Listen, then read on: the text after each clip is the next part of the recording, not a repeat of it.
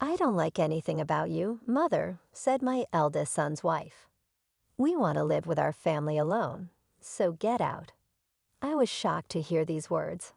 It reminded me of when I had to leave my own parents' home. Now, I felt angry at the idea of being kicked out of this house too.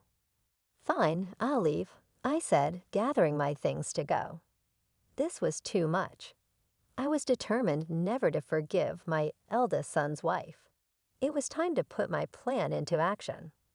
My name is Sandra Clark, and I'm 61 years old this year. I'm technically retired, but I'm still lucky enough to have some work. I don't go to the office every day anymore. Sometimes I drop by and attend meetings, but mostly I work from home. My oldest son seems to think I'm not working anymore, which isn't true. I became a widow when I was in my 40s. Right now, I live with my oldest son and his wife. Our family home has been in our family for a long time. It's a bit old and needs some fixing up, but I've always loved it. That's why leaving was hard. I've never had to worry much about money. My late husband's insurance money is still mostly untouched. I've been able to live comfortably without worrying about my future. Even though it might seem like I have an easy life, there are some things that bother me. It's mostly my oldest son's wife, Jessica. She's strong-willed, and we often clash. This tension didn't just start recently. It goes back to when she first told us they were getting married. I still remember the outfit she wore when she first came to meet us. She showed up in a tracksuit that looked like something she wore back in high school. She said she wanted to be real with us, but I couldn't help but find it a bit odd. It's not exactly lying, but it felt like she was trying too hard to prove something. She's also very argumentative and smart, which can be challenging. I couldn't understand why my oldest son chose her as his partner. Later, I found out that Jessica was the one who pursued him. She's bold, I'll give her that, and she's attractive too. I think my son, who's a bit naive and sheltered, fell for her charm.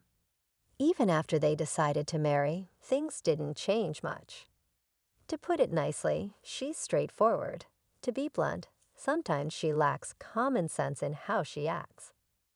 I really wanted to object to their marriage, but I reminded myself that it's what my son wanted, so I kept my peace. Now we're facing the consequences of that decision.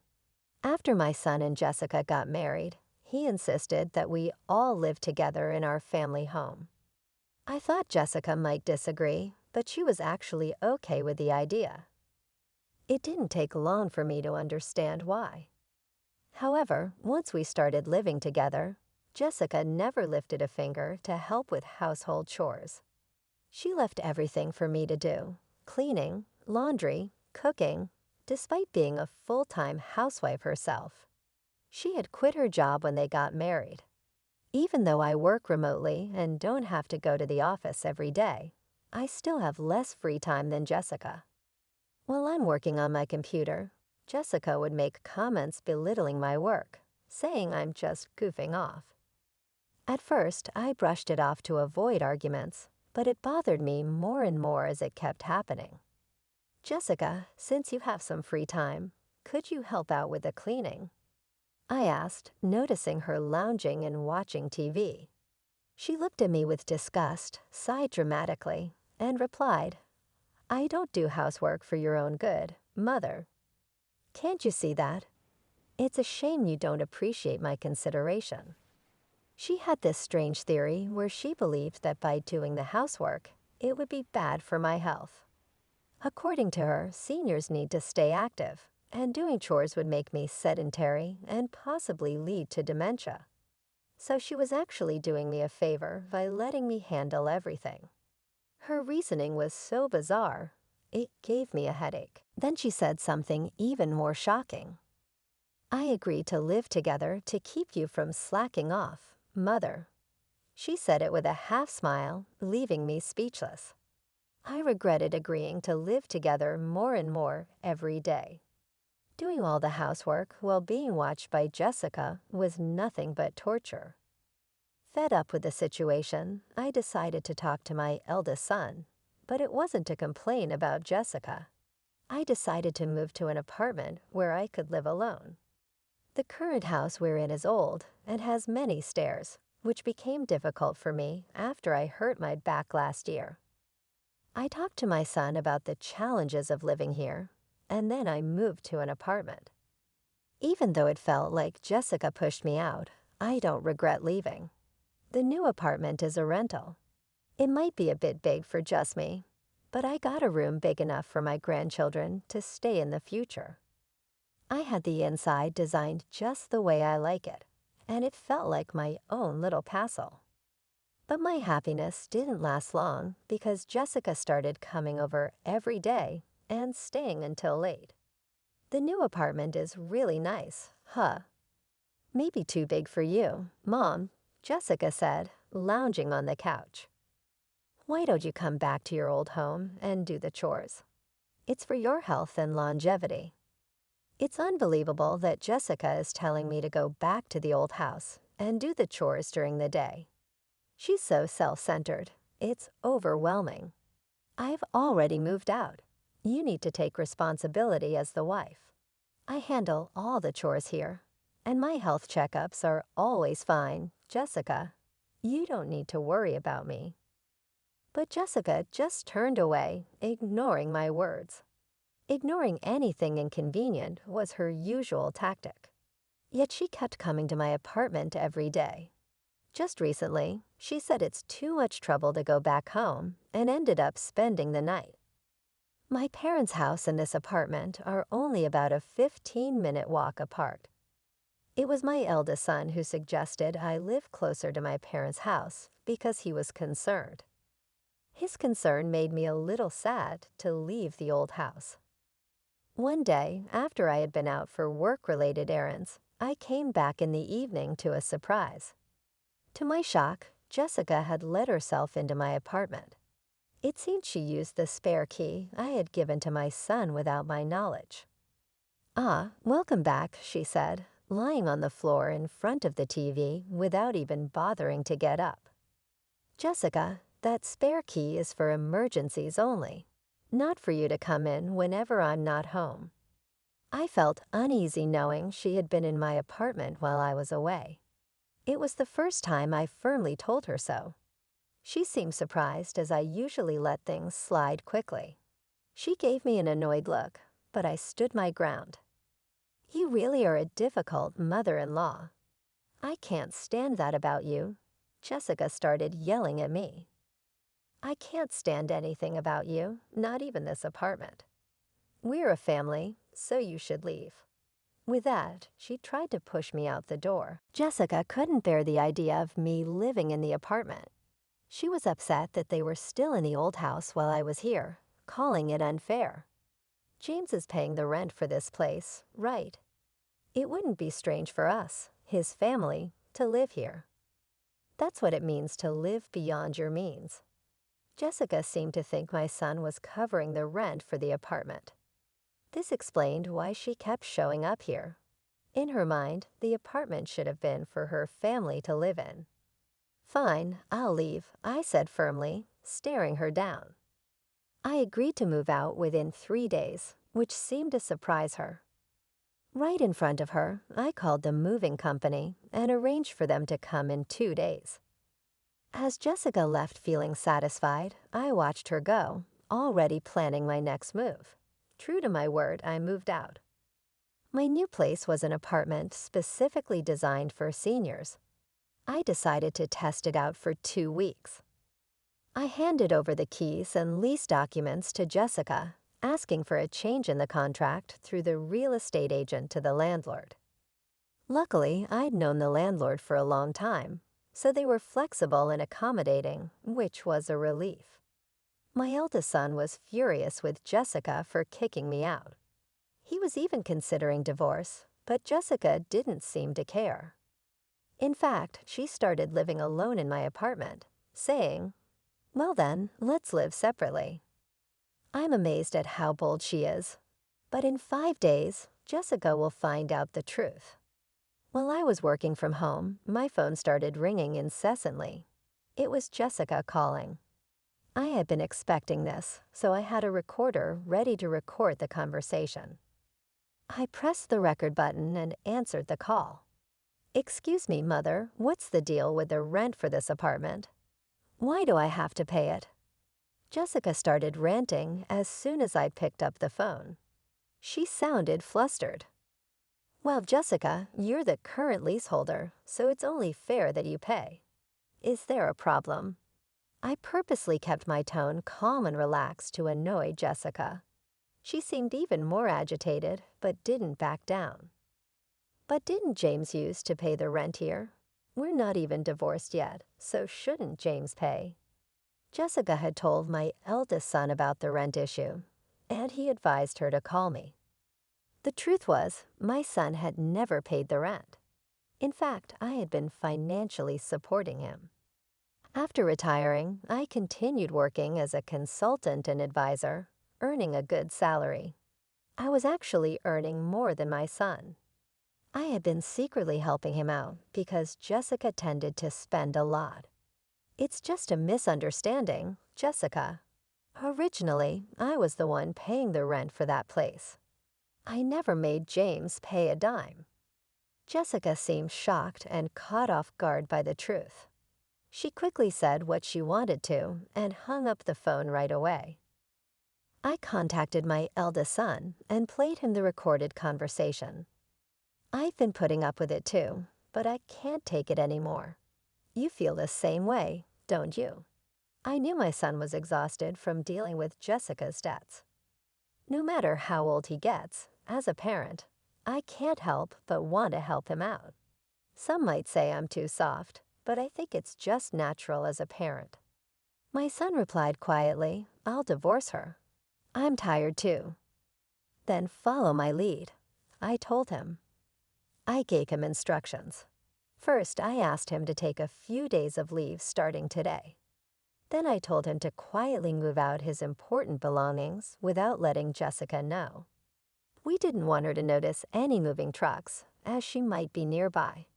I instructed him to slowly move his things out during the night, keeping it discreet.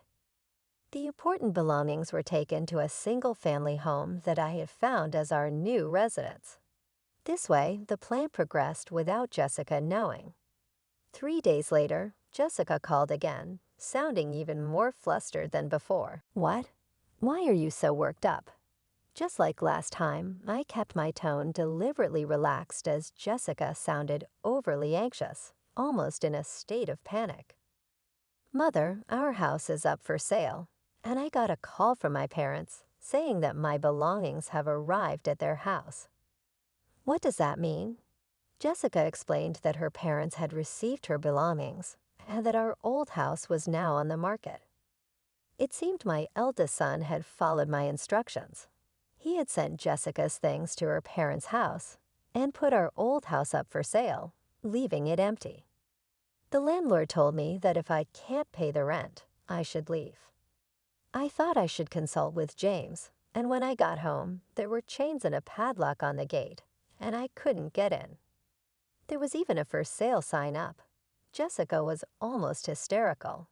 It must have been quite a shock for her to come home to. I've already entered into a sales contract with a realtor. We can't access that house anymore. Jessica began to express all the pent-up frustration. "Firstly, I'm no longer your mother-in-law, right? Yesterday, James should have filed for divorce. You signed it, didn't you? You and I are strangers now."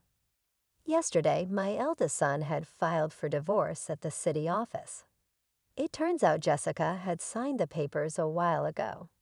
Threatening divorce seemed to be a tactic she often used. My son used to believe that Jessica would change someday. After all, she was the person he loved enough to marry. He felt trapped into giving in to her threats of divorce. He once told me this, but it seems my son has finally realized the truth. He signed the divorce papers, which had always been used as leverage, and submitted them. The divorce has been officially processed. You always used to tell James that you could divorce any time. Are you happy now that things have turned out your way, Jessica? I could sense Jessica holding her breath on the other end of the phone. She wanted to argue back, but seemed lost for words. She must have been feeling frustrated. Besides, I'm worried about you. After the divorce, how will you manage to live in that apartment without a job? Moving also costs money, and it's tough. How did you even afford it? Jessica's anger was no longer hidden. She yelled and cursed at me. She claimed she married my son because of the inheritance I received from my late husband. However, I control all the inheritance, and she can't touch a penny of it. Despite marrying to clear debts, she screamed that nothing was going well for her. Of course, I made sure my son listened to this conversation too. If it came to a divorce settlement, I planned to use the recording as evidence. I thought it was the end, so I patiently waited for Jessica to finish her tantrum. She ranted for about 15 minutes without pause. Then in the end, she started begging me for help, crying. She confessed that she had been disowned by her family and had nowhere else to go. She pleaded for my assistance. It suddenly clicked for me. Something had felt off at the wedding, and now I understood what it was. Jessica had no place to go, no home to return to. Despite feeling a bit sorry for her, I couldn't ignore the consequences of her actions. Apologizing now won't change anything. We're strangers now. There's nothing more to discuss. Good luck with your life from here on, I said before ending the call. I felt a sense of relief afterward. It seems Jessica caused trouble at my eldest son's workplace. He told me things escalated to the point of involving the police. When he returned home, Jessica, who had been staying at the apartment without paying rent, had her keys changed by the landlord while she was out. Now she can't even get into her own apartment. She might have tried to contact me or my son, but we had canceled our phones and got new ones with new numbers. I can only imagine the despair she felt when she realized she couldn't reach us, no matter how many times she tried. We didn't give her our new address either, so she can't reach us that way. After causing a scene at my son's company, she was issued a restraining order. With no other options, it seems Jessica turned to her disowned family for help. However, when she returned home, she was met with a shocking sight. The luggage I had sent to her family's house was left out in the rain in the backyard, and she wasn't even allowed inside the house. It's likely that the unpaid rent for the apartment had been billed to her parents, adding to their anger. I heard rumors that she's currently staying in an apartment provided by an organization that supports homeless people. Without the ability to spend as she did before, she seemed stressed when I passed her on the street. I was stunned to see how much her hair had turned white and how dry her skin looked. She had changed so much that I hardly recognized Jessica at first. It made me realize just how much a change in living conditions can affect a person. I started a new life in the house I bought with my late husband's inheritance. It's a duplex, so my son can remarry whenever he wants. For now, he joins me for dinner, but otherwise, he takes care of his own things. I found that this distance works well for us. The money from selling my parents' home is safe for future needs. I plan to use it for my son and his future wife when they marry. And of course, I'll keep some money for any future grandchildren. I'm thinking of creating the English garden I've always dreamed of in my new home. On days when I'm not working, I spend time in the garden caring for the young trees and herbs. This new life, filled with hope, has become my daily routine.